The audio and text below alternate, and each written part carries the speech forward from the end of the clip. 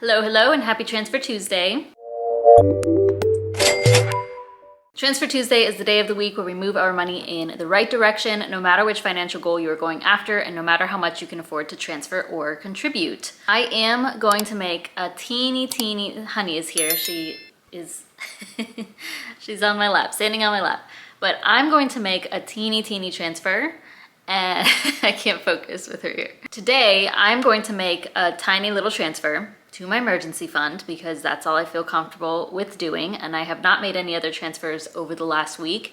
After that though, I do want to vent about something because I feel like this is a safe space for me to vent, and I know y'all will understand, and I feel like talking about it. Let me go ahead and get logged in to my high yield savings account. I'm going to be making a transfer from my main checking account with Bank of America, going to transfer to my emergency fund, and I'm just gonna do $5. I could do a little bit more right now, but I want some left over. I want some to roll over into October, but also I have probably a few hundred that I still need to pay for, like pay off on my credit cards. Still need to do that before the end of the month, so I'm just gonna do the $5. Can pop the confirm page up on the screen as I confirm. Now with that $5 added, my emergency fund is at $12,295.60. So barely an increase, but at least it was something.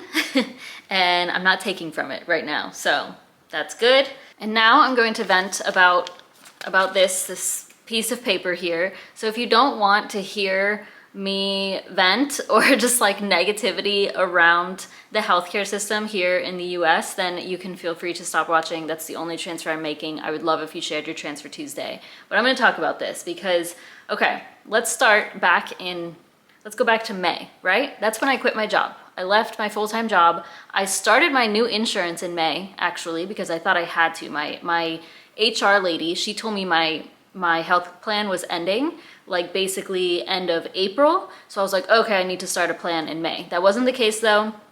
I still had my health insurance from my 9-to-5 job through the end of May. I am also on some very expensive medication because I have Crohn's disease. I've talked about this many times before, and it's just annoying. I do prefer to be on that medication because I was very sick a few years ago without this. And actually I have switched medication because now they created a biosimilar. So this is a cheaper version of Humira, which you might have seen commercials for. So my old insurance had ended May 31st, and my new insurance had already started in May, and obviously I've had that same insurance since then. So I had to call my pharmacy, my specialty pharmacy, and tell them that my insurance was changed. According to the phone call I had this morning, in their notes, I had submitted this change at least by June 12th. So then they filled my medication for the same one I've been on June 17th. But what ended up happening is, I don't know whose fault it was, the pharmacy or the old insurance, but the old insurance is the one who paid for it, even though that was already ended. Keep in mind, I told them my new insurance on June 12th, at least by June 12th, and they filled this prescription on June 17th. So my old insurance paid for that, even though they weren't supposed to. They were supposed to bill my new insurance or submit a claim to them. I thought all was well because I actually got a notification that my copay was changing. It said, your copay is now $100 per month. In the past, with my old insurance, it was always just free. I didn't have to pay for anything. But then I submitted my savings card again, and all was well. I didn't have to pay anything out of pocket. Then come August, I receive a notice in the mail that Care First is billing me, here it is, $1,179.20 because they weren't supposed to pay for that. And I said, okay, let me call my pharmacy. So I call my pharmacy, I say, hey, y'all need to rebill this to the correct insurance because I already gave it to y'all. That is also the insurance that has correctly been billed for July as well as for August and now for September, but this call took place back in August. So the person had said, okay, yeah, we will submit this to be rebilled to the correct insurance. We will get that refund back to your old insurance and all is well. I didn't hear anything. I didn't follow up on this because I just assumed this was gonna be taken care of. This wasn't my fault at the end of the day. But then yesterday, I get this in the mail. I actually didn't open it till this morning, and I was in a, after dealing with this morning, I was so frustrated, and I've calmed down since then because I have somewhat of a resolution. But this is a financial service, and it says they are a debt collector. and it's for that same amount, $1,179.20. This is only the second time that I'm hearing of this. So I got that bill in August, told them to rebill it to the correct insurance, and then I get this, that it's going to collections. And being the financial person that I am, I'm like, no. I see debt collector and I'm like, are you kidding me? Like, I have never had a debt go to collections. Like, I'm not letting that happen. This shouldn't even be, this isn't my fault. You know, I don't know whose problem this is, the pharmacy, the insurance, but it looks like it's both of y'all's. Like, why is my old insurance on there when I told y'all it's no longer the one I'm using? Why are y'all even paying for it if you can see that my plan was terminated, you know, a month ago? So this morning I called CVS Specialty Pharmacy again, and I'm like, y'all, this isn't my fault. I gave y'all my insurance. This morning it was confirmed that I got that to them at least by June 12th, but they filled my medication by June 17th. So this shouldn't be on me. It's not my fault. It's not like I didn't submit my insurance. And she told me, I can see that they tried to rebill your current insurance, but it was denied because that medication requires a prior authorization. And because this was filled over 30 days ago, they will not accept a prior authorization outside of that window. And the crazy thing is, that medication that I got in June is the same exact medication that I am on right now, that I am prescribed right now for the last 6 months, basically. And I have already received the prior authorization for it when it started, I guess, after they got these things actually situated. The same exact medication.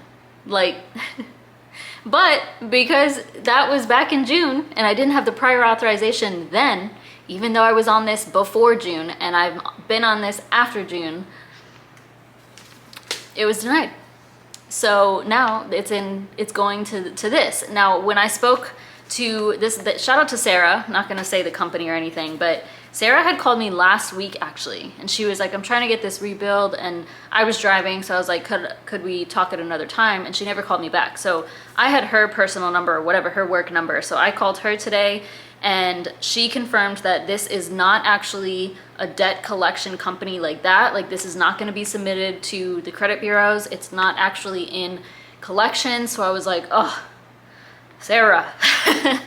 That is a relief, because this was stressing me out so bad before I talked to her. As I said earlier this morning, I talked to CVS Pharmacy, and she was like, okay, since you submitted your insurance properly, I will submit this to the right people to, like, for them to correct this. It could take 30 to 60 days. And I'm like, this is in collections.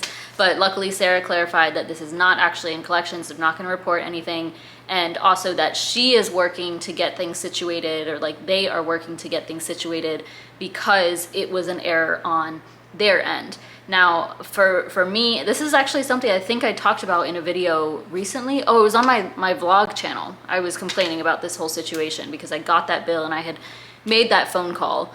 That might have been in September, honestly. I don't know. But the first time that I heard of this bill was very recent, okay? And then to find out that it's going to collection, I was like freaking out. But I just find it super frustrating that this was an error on y'all's part. I don't know who it was, the insurance, the pharmacy, but this sounds like it shouldn't be my problem. I should not be spending time on the phone with y'all. That's what, number one.